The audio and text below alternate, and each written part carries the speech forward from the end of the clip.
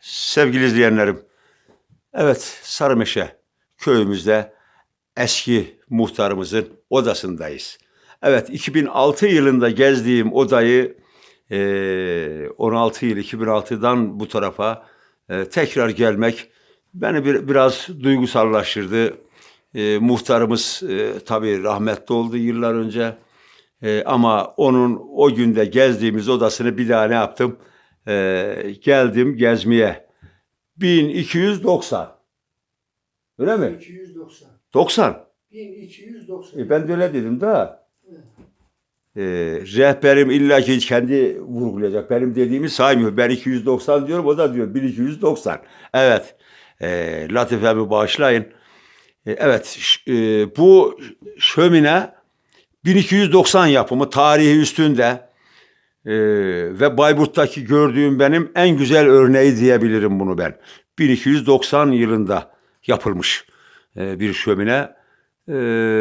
Bu odayı güzel kılan da bu şömine ve bir de o dönemlerden gelen bir sandık var. Şimdi onu da sizlerle ne yapacağım? Paylaşacağım. Buranın üstü ahşap. Onu da gösterelim. Sevgili izleyenlerim, evet buranın üstü ahşap, taş bina, dışı taş bina. Şimdi şöyle ahşap, tabii ki verniklenmiş direkler, güzel dolgu yapılmış. Helal olsun. Kim yapmışsa da onu da söyleyeyim. Gerçekten de güzel yapmış. Bak çatlayan yerler öyle güzel macunlar şey yapılmış. Güvenin, şuyun, buyun girmesi önlenmiş. Güzel bir çalışma yapılmış. Gördün. Tavan süslemesi çok güzel olmuş. Şimdi gelelim şu. Bir de burada sandığımız var. Evet, muhtarla gezdiğimiz bu sandık da çok ayrı bir sandık. Çok farklı bir sandık bu sandık. Bilemiyorum ben. Ceviz yapımı. Ceviz. Evet, ceviz. Kapılar, bacalar kilitli. Evet, ceviz. Sandık ceviz. Şimdi ışık. Eskiden evin kiraları bunlardı. Şeker nerede bu? Şeker nerede? Burada. Hepsi kilitli. Şimdi Bu ışık kilitleyecek. düştüğünden dur bakayım şu. Evet. Sandık da çok orijinal. Gerçekten bu şekilde yapılmış nadir bir sandık. Onu ben söyleyeyim. Çok ayrı bir şey var. Yapılış şekli var. Ceviz dediğim gibi eskinin çay, şu, bu gizlenmesi, saklanması gereken Şekerdir, kahvedir. kahvedir. Buraya saklanıyor. Hepsi de kilitli. Bak orada diyeyim. Hiçbirisi açıkta değil. Ve kolları da çok farkında mısınız? Orijinal yani. Orijinal cevizden yine. Yani kendinden gelme o şeyini taşıyor. Özelliğini taşıyor. Gerçekten çok güzel bir şey. Şimdi üstü de hakeza aynı. Üstü de ceviz. Orijinal. Buna sandık da denmez.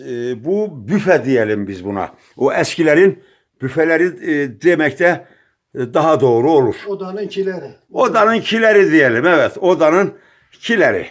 Evet. Çok güzel. Şöyle uzaktan da bir daha bir görüntülemiş olalım. Evet. 2006'da geldiğimdeki muhtar. Ali ne demiştik? Mercimek. Ali Mercimek. Allah kanı rahmet etsin. Çok harika bir insandı. Onu da söyleyeyim ben. O kadar yıl sonra tekrar buraya gelmek varmış. Evet. Odamızı dediğim gibi önemli kılan, tarihi kılan neydi? Bu şömine. Bu şömine. Şömine çok orijinal. Şimdi tarihini ben size hemen göstereyim.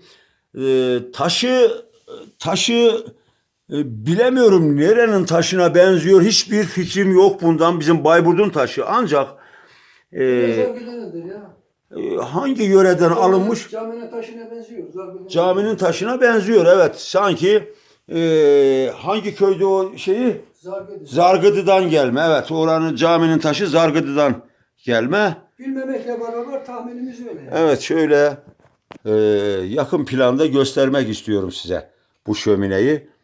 Motifi çok orijinal bir motif.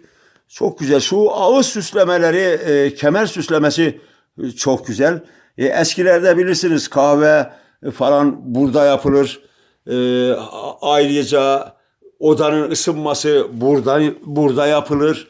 Yani şöyle gösterdiğimizde çok orijinal bir şey. Ben eminim ki bu bizim taşçılarımız bu motifi kullanacaklar. Atlatmazlar onlar da. Burada gördükleri bu motif çok güzel, sade ve alımlı bir şey ve taşı çok sağlam. Bakın şimdi taş bizim Bayburt'un sarı beyaz taşından çok özel bu. Çok sert bir taş, granit gibi bir taş. Çok sağlam bir şey.